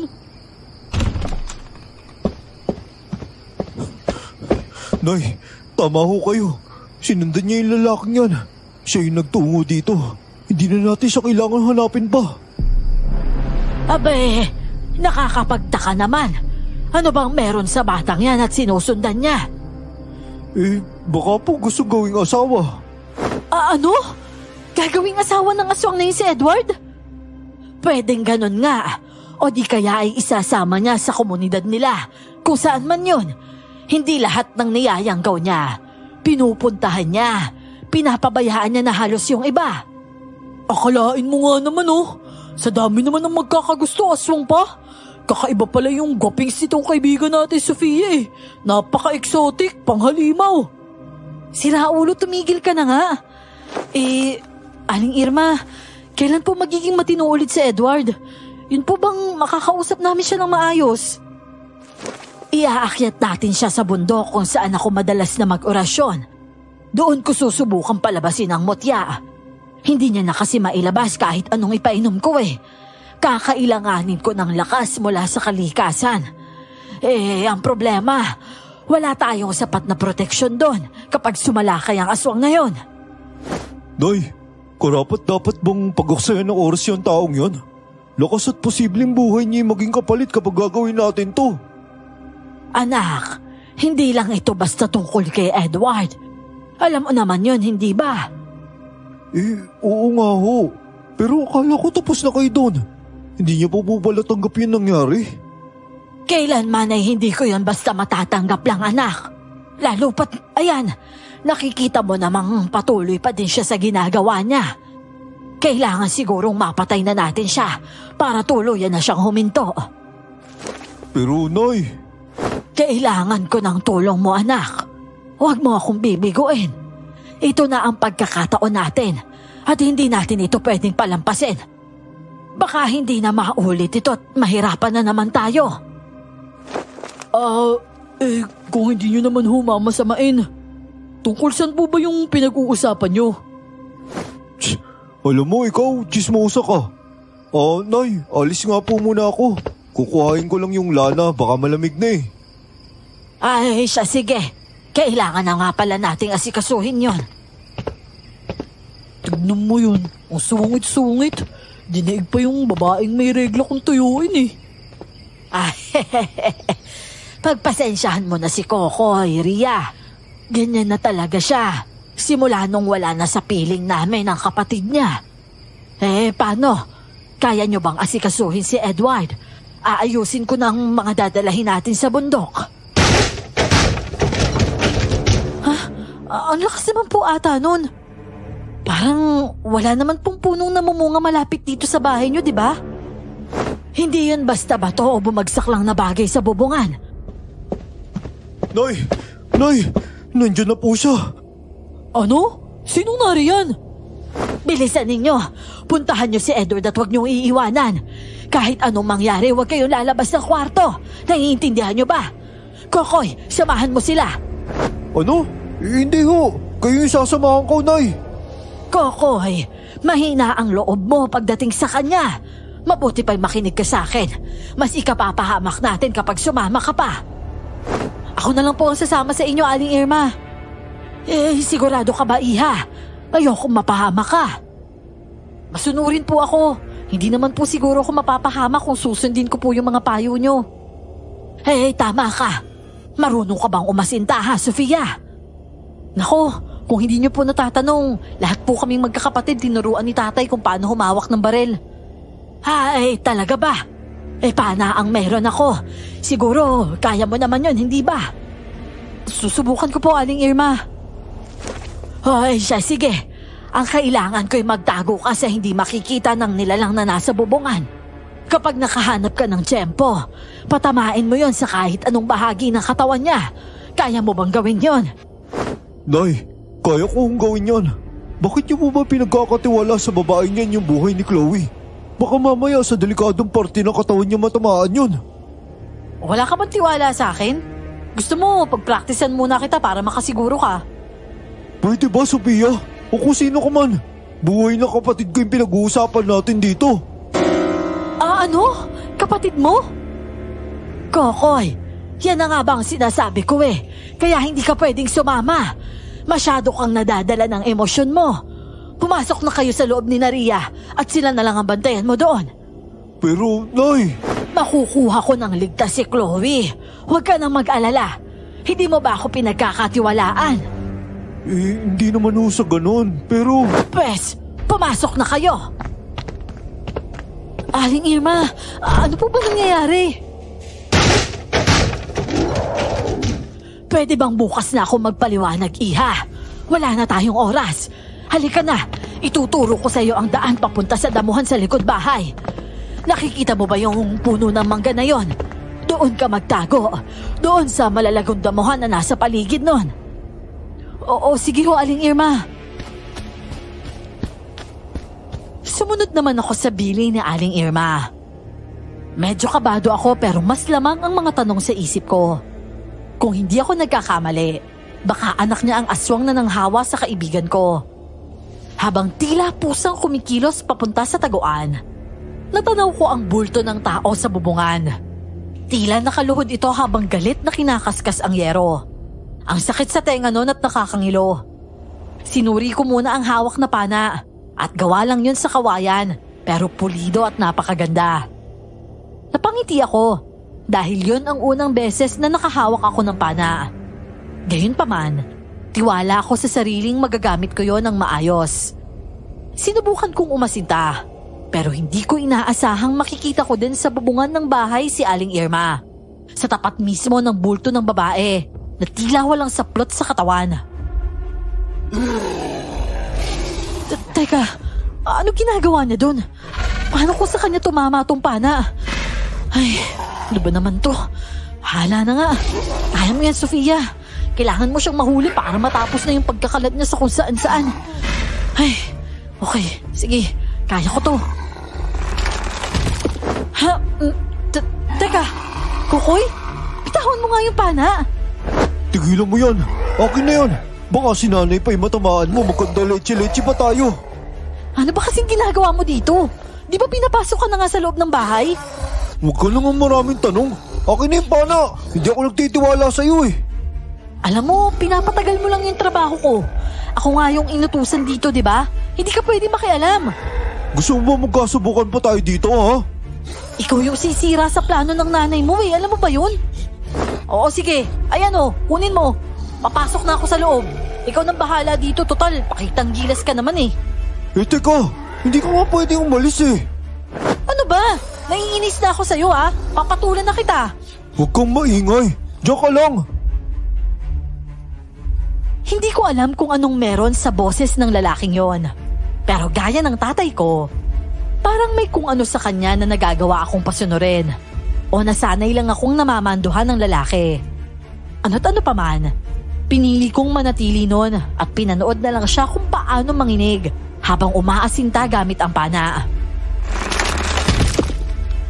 Hindi ko kayang gawin to. Kokoy, naiintindihan kita. Kaya nga ako nang bahala, di ba? Eh, pasensya ka na. Akala ko kaya ko na eh. Huwag kang mag-alala. Parang kurot lang to pag tama sa kanya. At kung hindi ako nagkakamali, may pampatulog ba tong bala ng pana niya? Oo, malakas na klase ng gamot yan. Yan lang yung tatalab sa kanya kaya hindi ka pwede magkamali ng bitaw. Ngumiti lang ako noon at nagpatuloy sa pag-asinta. Naramdaman ko pang tumalikod si Kokoy at sa ibang direksyon nag-focus. Hindi ko akalain na mas mahirap palang gamitin ang tradisyonal na kagamitan kaysa barel. Nakailang lunok ako noon at ramdam ko na din ang butil-butil na pawis. Malikot kasi ang bulto ni Chloe at parang idinuduyan niya ang katawan niya. Kaya ang ginawa ko, sinabayan ko ang kilos niya. Saka ko naman binitawan ang pana. Sige lang, Sophia. Patama mo pa siya na isang beses. Ha? Isang beses pa para tumagal yung gamot. At madala natin siya sa bundok kasabay ng kaibigan mo. Pero, hindi ko maintindihan. Isasama niyo siya sa bundok kasama ni Edward? Kung gusto niyong tulungan ko kayo sa plano niyo ni Rhea, pues sundin niyo ako. Hindi siya pwedeng patayin ni nanay. Dahil kapatid ko siya, Sophia. Ako na lang yung meron siya. Naguguluhan man ay pinili kong sundin si Kokoy. Hindi yun kasama sa bile ni Aling Irma. Sadyang naawa na lang ako sa nakikitang desperasyon sa mukha ng binata. Tagumpay ko naman yung nagawa. Pero nakita kong nangunot ang noo ni Aling Irma nang muling mapahiyaw si Chloe. Sumenyas na din siyang bumalik na ako doon at okay na daw. Alam kong wala ako sa posisyon para sabihin nito. Pero nakikiusap ako sa iyo, Sophia. Pwede bang tulungan mo ako kumbinsin si nanay na huwag niyang patayin si Chloe? Baka naman may ibang paraan po. Pero Kokoy, hindi mo ba nakita kung anong ginawa niya sa kaibigan namin? Paano kung hindi lang si Edward ang nayanggaw niya ng gabing yun? Paano kung madami pa pala sila? Kasalanan ko to eh. Ako na lang dapat yung pinasahan ni Lola ng mutya eh. Hindi ko nagawang protektahan yung kapatid ko. Wala akong kwenta, kuya. Koy. Pero sinubukan ko naman eh. Pero ayaw talaga ni Lola. Dapat daw sa babae lang. Kaya pala pinilit nilang kinuha si Chloe noon kay nanay. Yun pala yung plano nila. Buong buhay ko, inakala ko masama si nanay dahil sa pagiging mangkukulam niya. Pero hindi ko alam, Mas matindi pala ang kasamang tinatago ng pamilya ng tatay namin. Pasensya ka na, Kokoy. Hayaan mo. Sigurado naman akong hindi rin gusto ni Aling Irma na patayin yung sarili niyang anak eh. Malay natin kung may ibang paraan siyang pinaplano. Wala na eh. Sa pagkakaalam ko, nasubukan na namin ang lahat. Pero imbis na mapabuti, mas lalong lumalala pa. Wala akong nagawa nun kung hindi ang yakapin si Kokoy at marahang tapikin ang likuran niya. Hindi ko inaasahan na higit pa sa pagpapagamot ng kaibigan ang magiging misyon namin sa pamilyang yon. Kung nung una, may galit talaga ako kay Chloe dahil sa ginawa niya. Nang mga sandaling yon, wala akong ibang naramdaman kung hindi awa. Awa sa babaeng naging biktima lang din ng kawalan ng kalayaan sa bagay na pilit ipinaako sa kanya.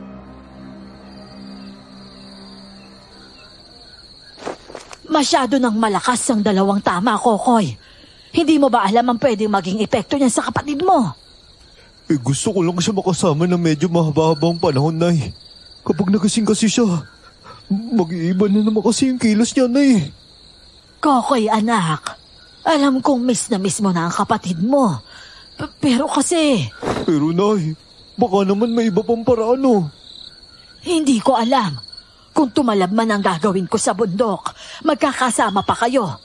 Pero kapag hindi, mangako ka sa akin na kailangan mo na siyang palayain. Kokoy, sumagot ka. Oo, sige ho, Nay.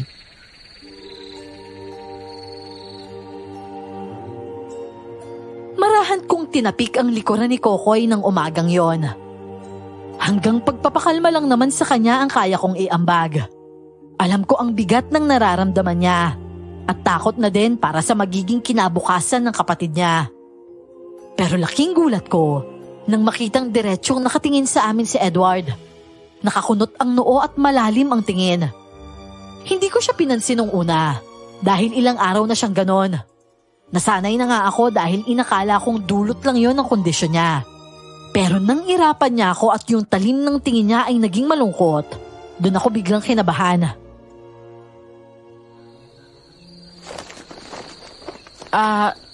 Edward, may problema ba? Wala naman. Ano lang, hindi pa siguro ganun kaayos yung pakiramdam ko. Magpapahinga na lang muna ako. May mutya pa kasi sa katawan mo. Hayaan mo, konti na lang mawawala din yan. Tuluyan ng gaganda yung pakiramdam mo. Siguro nga. Tsaka, pasensya na kayo sa akin, ha. Alam kong naging abala ako ng husto, hindi lang sa magulang ko, kundi pati na rin sa inyo.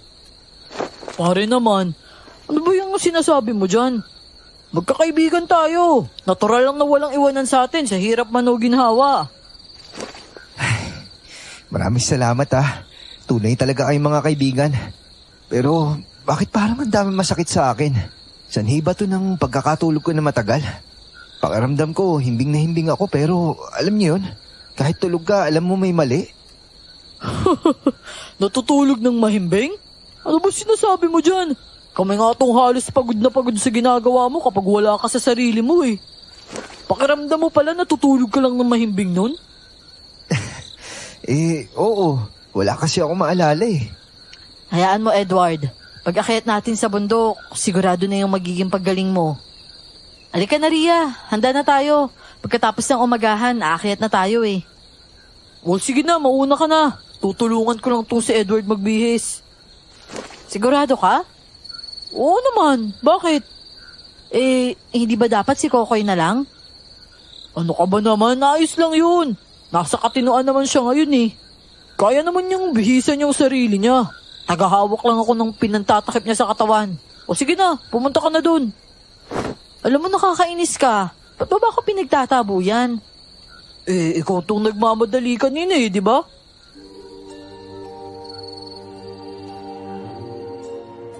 Lumabas ako ng silid pero hindi ako agad umalis sa gilid nun.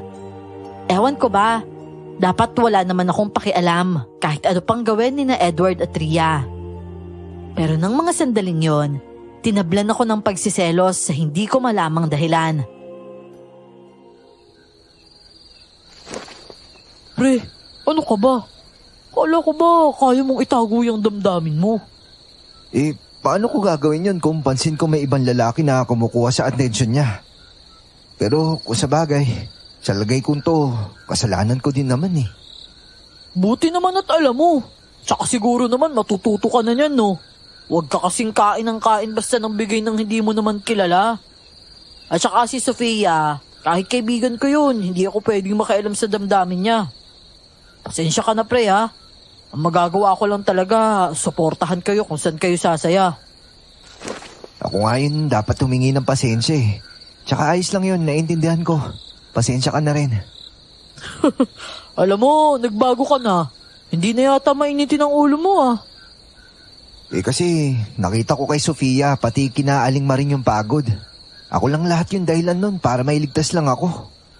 Grabe, matured ka na talaga pre ah. Makakabait pala yung pagkayanggaw. Baliw, gusto mo subukan? Loko-loko, di bali na lang no. Magpapakabait na lang ako ngayon kesa naman maranasan ko lahat ng pinaggagawa mo sa sarili mo. Kakadiri kaya. Pero alam mo pre, kung ako sa'yo, bilisan mo na yung paggaling mo. Magpalakas ka na, magpalaki ka na din ng katawan. Magpamasel ka para hindi naman puro buto yung makakapasa yun ni Sofia. Malay mo lang ha, mabawi mo yung atensyon niya mula kay Kokoy. Alam mo, ikaw, wala ka din patawad eh, no? Kahit may pinagdadaanan yung tao, kailangan may panlalait talaga. Hoy, hindi yun panlalait no, totoo yun. Sumama ka kasi sa gawain ni na Tiyo Tunying sa bukid. Ewan ko na lang kung hindi ka magkamasel dun. Sigurado ako makukuha mo na yung atensyon ni Sofia. At saka pre, kung mayroon mong payat na may muscle, ikaw lang yun. Buiset, oo na. O siya, sige na, iwan mo na ako. Kaya ko na to. Lalabas talaga ako para magbihis, no? Paano? Tapos ka na ba? Subukan mong tumayo kung kakayanin mo na, ha? Nung naliligaw ka, ang bilis mong kumilos eh. Para ka kayang butiki na gusto sumampa sa kisame. Ano bang pinagsasabi mo dyan? Butiki dumidikit sa kisame? Ayaw nito maniwala. Tanungin mo pa si Sofia. Para ka kayang aso na may rabies. Naglalaway ka pa nga eh. O siya, sige na. Akadiri ka naman. Lumabas ka na nga dun. Eto na. Kumalma ka lang. Oops. Wala akong nakita ha. Nakita nga ano? Wala. May butiki sa kisame. Nakikinig sa usapan natin.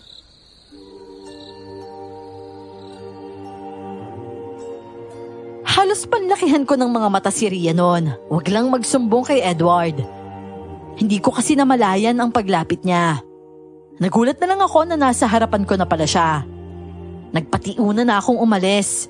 At ramdam kong nag-iinit na kasi ang mga pisngi ko noon. At hindi ko yun magagawang itago kay Ria. Inis akong nagbihis. Sigurado kasi akong may ipang-iinis na naman sa akin ng babaeng yon. Paakyat sa bundok. Buhat-buhat ni Kokoy ang nooy wala pa ding malay na si Chloe. Habang si Edward naman, akay namin ni Ria. Ramdam kong nanghihina pa rin siya, pero pilit niyang kinakaya. Kaya niya naman daw ang sarili niya, kaya sa halip na mamilit, nagpahuli na lang ako sa paglalakad habang naiiling. Minsan nga, pinagdududahan ko din talaga kung totoo ba yung sinasabi ni Ria na pagkagusto sa akin ni Edward. Dati pa kasi, kapag sa aming dalawa, mas palaging nagtatampo si Edward at ako naman ang sumusuyo.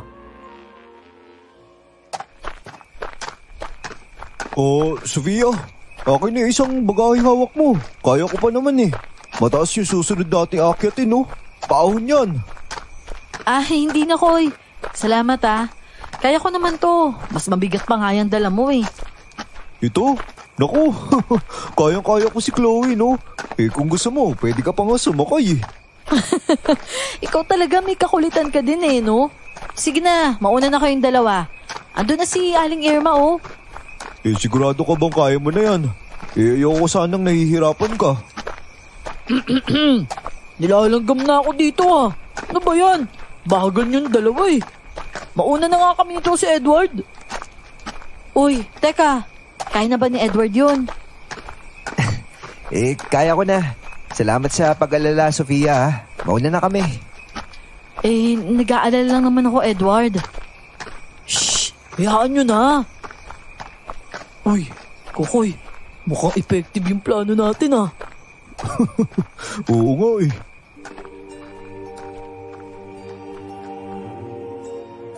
Ang laki ng ngisi ni Kokoy noon sa akin bago nagpatuloy sa pag-akyat. Ako man ay naiiling at natatawa na lang din. Ang totoo, pinapagaan na lang namin ang sitwasyon noon. Bukod kasi sa nakakapagod talaga ang pag-akyat. Pagdating doon ay haharapin pa namin ang isang mabigat at walang kasiguraduhang pagsubok. Walang nakakaalam sa kung ano ang pwedeng mangyari. Umaasa na lang kami na magiging maayos sana ang lahat. Pagdating sa tuktok, agad na nag-asikaso ang mag-ina. Naghanap ng mga tuyong kahoy si Kokoy, habang si Aling Irma, simula nang dumating kami doon ay hindi na tumayo mula sa pagkakaluhod.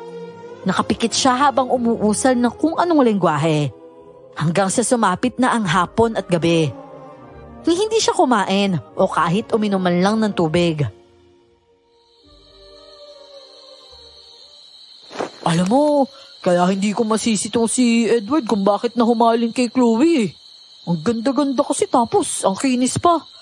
Ngayon ko lang napansin yung kakaibang amoy niya. Yung gabing yun kasi parang ang bango-bango niya eh. Ay nako, isa ka din pala sa nahipnotismo niya. Mabuti hindi ka napakain ng puto. Paano? Sama ng tiyan ko nun eh. Busog na busog kaya ako. Tapos nahihilo din ako dahil dun sa lambanog. Pakiramdam ko nga, kapag kumain pa ako, talagang babaliktad na yung sikmura ako eh. Ito lang talagang si Edward. Napakatako, hindi naman tumataba. Malay mo, kapag naging malaya na si Chloe sa pagiging aswang, edi totohanin ko na lang yung panliligaw sa kanya. Seryoso ka talaga dyan, pare? Yung taong nag-aswang sa'yo, gusto mo pa rin jowain? Baka sa susunod, hindi ka na lang basta hawaan yan. Kainin ka na din. Kahit kailan talaga to, kapag ikaw nagsalita, parang may ibang kaulugan eh. Ria, alis na muna ako ha. Tutulungan ko lang si Kokoy sa paghahanap ng panggatong. Bo, mukhang nagkakaigihan na kayo ni Kokoy ah. Sa bagay, kahit naman medyo malaki yan, may tsura din naman eh. Papasa naman siguro yan sa standard ni Tio.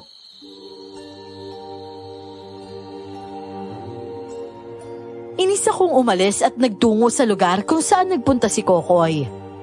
Kahit may pinupulot na mga sanga, wala doon ang isip ko. Parang hindi naman epektibo kay Edward yung ginagawa namin. Pakiramdam ko nga, mababaligtad pa ang sitwasyon. Mahusay kasi talagang manginis ang lalaking yun noon. Dahil wala sa wisyo, hindi ko tuloy na malayan na may nakaukang bato sa harapan ko.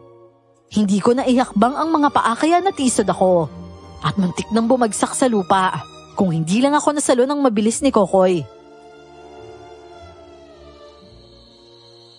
Oh, ano ka ba? Patag naman yung daanan pero nadadapa ka pa. Ayos ka lang ba? Ha? Bakit mo naman natanong? Ayos lang ako. At saka, pwede bang itayo mo na lang ako? Pakiramdam ko kasi babagsak pa din ako eh. Huwag ka magalala. Kaya naman kita eh. Hindi ka naman mabigat. Tsaka isa pa, may presensya sa likuran natin. Mas mabuti kung magpapanggap tayong sweet. Ano? Anong presensya? Edward? Anong ginagawa mo dito? Nako kasi tinawag ako ng kalikasan eh. Sige, ituloy niyo lang. Doon na lang ako sa kabila iihi. Mabuti pa nga pre. Tapusin mo na lahat ng kailangan mo gawin. Matatapos yung sinanay eh. Kapag inorasyon ng kanya, hindi ka na makakatayo nun. O sige pre, salamat. Pero itayo mo muna si Sofia. Mauna na ako ah.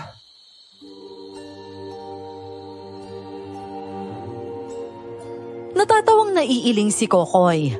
Habang ako naman, naiinis pa din kay Edward. Pero imbis na magpadala na naman sa damdamin, mas nag-focus ako sa kailangang gawin. Maggagabi na nang itali nila si Edward at Chloe. Magkalayo yung dalawa at inuna din nila noon ang kaibigan namin. Maayos pa naman si Edward noon. Ang totoo, kita ko sa mukha niya na wala siya sa mood. Seryoso siya at malalim ang pagkakakunot ng noo. Hindi ko pa nauunawaan noon kung bakit kailangan siyang itali ng napakahigpit. May 2 oras din yatang nagdasal si Aling Irma habang hinahampas ng sanga ng bayabas ang katawan ni Edward. Hanggang sa tumagal na, yung mga daing niya ay napalitan na ng galit na angil. "Oh, sige, magalit ka! Ilabas mo ang pagiging halimaw mo! Harapin mo ako!" Itigil niyo na to. Ihinto niyo na dahil nasasaktan na ako. "Ipakita mo kung sino ka! Huwag kang magtago! Alam kong nandyan ka na!" Sinabi ng tumigil ka! Masakit na! Hindi ko na kaya! Hindi ako natatakot sa'yo.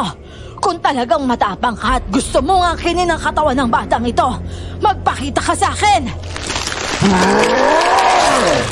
Manahimik ka! Naririndi na ako sa'yo, pakilibera ka!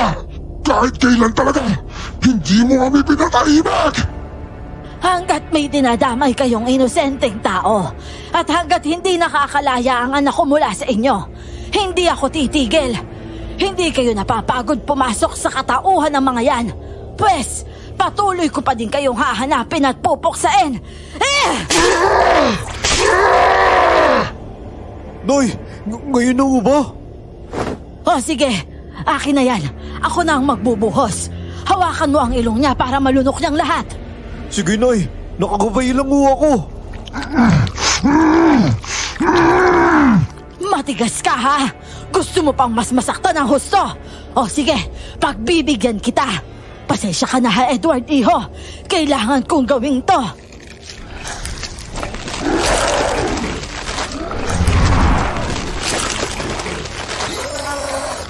Diyos ko, Sofia! Ano nangyayari sa kanya? Magtiwala lang tayo, Rhea. Ginagamot na siya ng tuluyan ni Aling Irma. Gagaling na siya pagkatapos niyan. Kawawa naman si Edward eh. Sunog na sunog yung balat niya sa braso. May mga bagay talaga na kailangang isakripisyo para magtagumpay. Sa kaso ni Edward, hindi naman na siguro masama yung paso sa balikat. Kung sa bagay, mahilig pa naman sa remembrance yung lalaking yan. Kahit papano, yung peklat niyang hindi na maalis sa katawan niya. Habang buhay niya nang maaalala yan. Ilang sandaling katahimikan ang namayani sa paligid. Matapos ang huling mahaba at malakas na sigaw ni Edward. Tumingala siya noon at parang nawala ng malay. Kitang-kita namin ni Rhea kung paano gumalaw ang sikmura ng kaibigan namin. Maya-maya pa, tila umakyat naman ang kung anong gumagalaw doon sa lalamunan niya. Hanggang sa sumuka na siya ng sumuka. Napakarami ng likidong itim at napakabaho din. Malapot yon at parang hindi na uubos. Hanggang sa isang medyo malaki at isang buong itim siyang iniluwa. Pagkatapos noon, doon palang tuluyang nawalan ng malay si Edward. Iyan na ba yung mutya na sinasabi niyo? Grabe, bakit parang tumitibok siya? Hindi pa ba yan patay? Hindi basta-basta namamatay ang mutya. Ang totoo, mas makakabuti kung tatakpan mo yung bibig mo. Dahil baka bigla na lang itong tumalon at pumasok dyan. Uy, di bali na lang kamo, no? Marami na akong bulati sa tiyan. Di na siya welcome dun. Wala mo, Rhea, nakakatawa ka talaga. Sandali lang, ha. Ilalagay ko lang to sa lalagyan. Aling Irma, ayos lang po ba kayo? Eto po ang bimpo. May dugo po kasing lumalabas sa ilong niyo eh. Salamat, Iha. Ganito talaga ito. Hindi madaling palabasin ang mutya. Namahay na talaga siya sa katawan ng kaibigan ninyo. Pero naalis niyo na ho. Dahil nilabanan din ni Edward, naramdaman ko ang pagtulong niya sa sarili niya. Hindi ko lang to pagsisikap, Iha. Nay, handa na din ho si Chloe. Kaya niyo pa ho ba? Narito na lang din tayo eh. Gagawin ko na. Basta't ang bilin ko, kung mabibigyan man kayo ng pangalawang pagkakataon, huwag na ninyong sasayangin, ha? Sulitin ninyo ang mga buhay ninyo at gumawa kayo ng mabuti. Alam mo, natatakot ako eh. Paano kung maging aswang yan? Diyos ko, yan na nga ba yung sinasabi ko eh. Anong gagawin natin kapag nakalaya yan dyan? Baka kainin tayo niyan. Hoy, kumalma ka nga. Lalo kang walang maiisip kapag ganyan ka eh. Mabuti pa ipahid mo na yan sa katawan mo. Para kung sakali, hindi ka niya magagawang kagatin. Ano ba yun? Mag-aamoy bombay ako nito eh. Oh, di bahala ka. Mamili ka. Mangangamoy bombay ka ng isang buong gabi o makakagat ka ng aswang. Tingnan mo, nagkakapakpak siya at saka nahahati yung katawan niya. Naku, tingnan mo makakataka siya. Hindi. Paano? Isa siyang manananggal, Nay. Pero nung nakaraan... Nagkamali tayo, Kokoy. Hindi lang nahati ang katawan niya nun. Chloe, bumaba ka dito. Dahil kung hindi, mapipilitan ako. Hindi. Hoy, bumalik ka dito. Diyos ko, Sophie! Papunta siya dito sa atin! Ano? Totoo pala yung manananggal? O sige na, protektahan mo na lang si Edward. Ako ang haharap sa kanya. Teka, ano bang gagawin ko? Yayakapin ko ba yung unggoy na yun? Kapag nagising talaga tong ungas na to, sisingilin ko to ng doble. Sige, lumapit kang manananggal ka. Hindi mo na makukuha si Edward dahil wala na yung mutyang nilagay mo sa kanya. Kung gusto mong mamatay ng tuluyan, sige, lumapit ka dito! Sofia! Pakiusap! Ako na bahala dito! Naiintindihan kita, Kokoy. Pero kailangan ko ding protektahan yung mga kaibigan ko. Kung hindi mo kaya kontrolin yung kapatid mo, pasensyahan na lang tayo! Nang sinubukan kong itusok sa halimaw ang hawak na mahabang kawayan, dumaplis lang yon. Hindi ko inasahan ang mabilis niyang pagkilos. Nagulat na lang ako na may sumasabunot na sa akin at paangat na mula sa lupa ang mga paa ko. Sobrang sakit nun.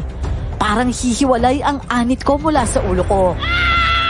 Napahiyaw na lang ako sa sobrang sakit na nararamdaman. At hindi ko magawang pumalag dahil lalo lang sumasakit ang anit ko. Hindi, Sofia! Hahawakan kita! Huwag kang mag-alala, hindi kita bibitawan! Hindi ka madadagit ng pangit na yan! Aray ko! Vincent, bitawan mo na nga lang ako, Ria! Ang sakit eh! Nahahatak lalo yung buhok ko! Ano? Pero... bitawan mo na sabi ako! Bitawan mo na lang ako! Aray ko! Pasensya ka na, Sofia! Nay! Nay, ano po yan?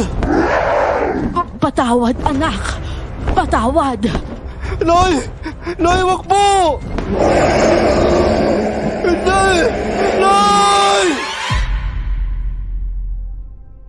Kasabay ng pagbagsak namin sa lapag ng halimaw, ay ang pagbagsak din ni Aling Irma habang bumubulwak ang dugo sa bibig niya. Nang tingnan ko ang halimaw sa gilid ko, nakita kong hindi na siya kumikilos, pero dilat ang mga mata. Bumalik sa dating anyo ang katawan niya. Ang nakakamangha, kusang lumapit ang kalahating katawan niya sa kanya at tila magnet yon na nagdikit. Pakiramdam ko pinaglalaroan ako ng sarili kong isip at mga mata ng mga panahong yon. Kung palabas man yon, masasabi kong high-tech ang pagkaka-edit. Sobrang makatotohanan kasi. Nang kapain ko ang sarili kong ulo, ang dami kong buhok na nakuha. Nalagas ang mga yon. Naiyak na lang ako dahil dun ko lang naramdaman ang matinding kirot. May kasama pa kasing bahid ng dugo ang ilang hibla nun. Koy, patawad ah. Nabanggit ba sa inyo, nanay, yung planong ito, Sofia? Hindi ko, Koy. Kung alam ko man, wala din naman siguro akong magagawa. Mukhang desidido na siyang idamay ang sarili niya para siguradong mawala ang sumpang to sa kapatid mo. Hindi ko alam kung paano niya nagawa yun. Pero matapos niyang dukutin yung mutya mula sa manikang gawa niya at lunukin yun, siniguro niyang mamamatay na din siya kasama yung mutyang yun. Nakakabilib talaga yung nanay mo, Koy. Hindi lang siya basta mangkukulam. Para siyang may magic. Paano niya nagawang i-connect yung manika na yan sa katawan ni Chloe? Tapos makuha yung mutya dyan mismo. Hindi rin ako sigurado eh. Pero isa lang yung alam ko. Matagal nang pinag-aralan ni nanay ito. Nabuhay nga naman si Chloe pero hindi niya masisilayan pa si nanay. Sigurado ko masasaktan siya ng husto. Nandyan ka pa naman, Kokoy eh. sigurado ako magiging mabuti kang kapatid sa kanya. Oo, pinapangako ko yan. At saka, pwede kang pumunta sa amin kung gusto mo magsimula ulit. May bakanting kubo sa tabi ng bahay namin. Para sa akin daw yun kapag nagkapamilya na ako, sabi ng lolo't lola ko. Ako? Magkakapamilya? Mga kaibigan ko lang, sapat na sa akin eh. Hayaan mo, Ria. Isa sa alang-alang ko yan. Maraming salamat ha. Sus, wala yun. Ikaw pa ba? Oo nga pala. Eto, pinapabigay ni na Tio Tonying at Tia Sita. Dinala pa kasi nila sa hospital si Edward para mapagamot yung mga sugat sa katawan eh. At saka, sobrang dehydrated pa din siya. Sana nga tanggapin na ng katawan niya yung mga gamot para naman makabawi na siya ng tuluyan. Wala kang dapat ipag-alala, Sophia. Sigurado akong magiging ayos na siya. Ano, Sophie? Bukas na tayo umuwi? Sumama muna tayo sa pagsasaboy ni Kokoy ng mga labi ni Aling Irma sa ilog. Oo naman, walang problema doon. Salamat talaga sa inyong dalawa ha. Malaking bagay para sa akin yung presensya niya, lalo na ngayon. Alauna na kami kinabukasan umuwi ni Ria. Naalimpungatan na din noon si Chloe, kaya nagpasya na kaming iwan silang magkapatid. Kami naman, dumiretso muna sa ospital. Sakto kakagising lang ni Edward nang datna namin sila doon. Malinis na siya at maayos na din ang itsura. Mabutit dumating na kayo. Kanina pa ako naghihintay ah. Teka muna. Kanino ka nakapagbugbugan, Ria? Ba't nangingitim yung ilong mo? Mukha kang panda oh. Panda? Bah, loko-loko ka talaga. Eto nga pala puto, padala ni Chloe yan. Ano? Hindi. Ayoko na yan. Sige na, nga na, bilis na. Sinabi nang ayoko na eh. Sige na. Subukan mo lumapit, madadagdagan niyang itim sa dalawang mata mo. Talaga ha? Nung nakaraan lang, para kang tupa. Nakabawi-bawi ka lang, ako na naman yung trip mo. Pero mas malakas pa din ako sa'yo ngayon. Halika na, bilis na, nga nasabi eh. Tay, si Ria oh. Magaling ka na nga talaga, Edward. Ang lakas na ng bunganga mo eh. Pero, Sophia, maraming salamat talaga sa inyong magkakaibigan na. Kung hindi dahil sa tulong nyo, baka hindi namin napagamot yung anak ko. Kayo po talaga, Tio Tonying. Wala po yun. At saka, alam ko naman na kung sa amin mangyayari yan. Baka masigit pa dito yung gagawin ni Edward. At saka, ang mas dapat ho talaga nating pasalamatan, si Kokoy at saka si Aling Irma.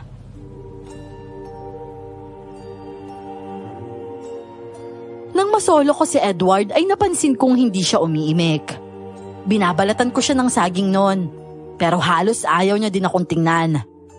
Ang lamig ng pakikitungo niya sa akin at alam ko ang dahilan noon. Napangiti na lang ako at pilit na hinuhuli ang mga mata niya.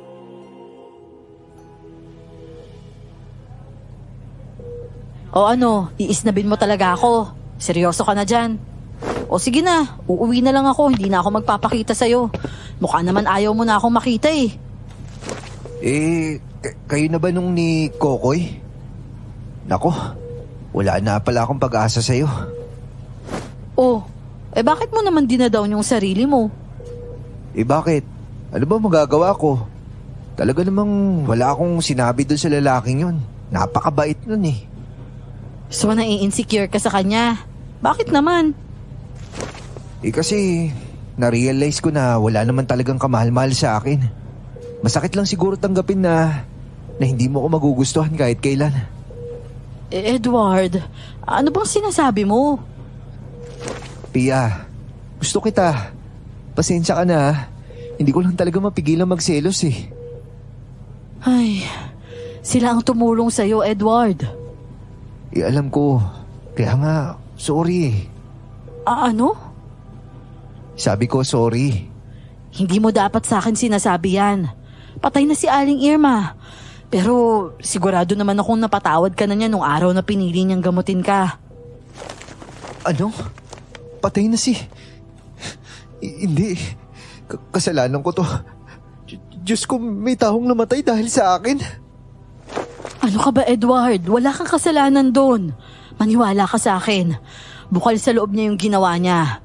At saka, isipin mo naman ang magiging hirap ni na Tio at Tia kung natuluyan kang maging aswang, di ba? Kaysa naman ganito, Pia. Bawat araw ng buhay ko, iisipin kong may namatay nang dahil sa akin. Hindi ko alam. Nasaan ba yung labi ni Aling Irma? Gusto ko sana siya makita kahit sa huling sandali. Isinaboy na namin sa ilog kaninang umaga. Masaya naman siyang lumisan sa mundong to, Edward. Hindi. Patawad o. Patawarin niyo ako. Ipinaliwanag ko kay Edward ang lahat. Nakatulong naman yon dahil kahit papano, gumaan ang pakiramdam niya. Hindi niya kinailangang dalhin ang bigat ng pagkawala ni Aling Irma dahil ang totoo, nagsakripisyo ito para muling makapagsimula ng bagong buhay si Chloe. Higit sa lahat, ipinagtapat ko din sa kanya na alam ko ang itinatago niyang pagmamahal sa akin. At yung sweetness na nakikita niya sa pagitan namin ni Kokoy. Sadya yun para pagselosin siya.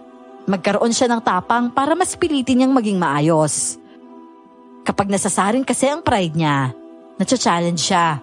At epektibo naman yon. Dahil kalaunan lang, nakita na namin ang malaking pagbabago sa kanya.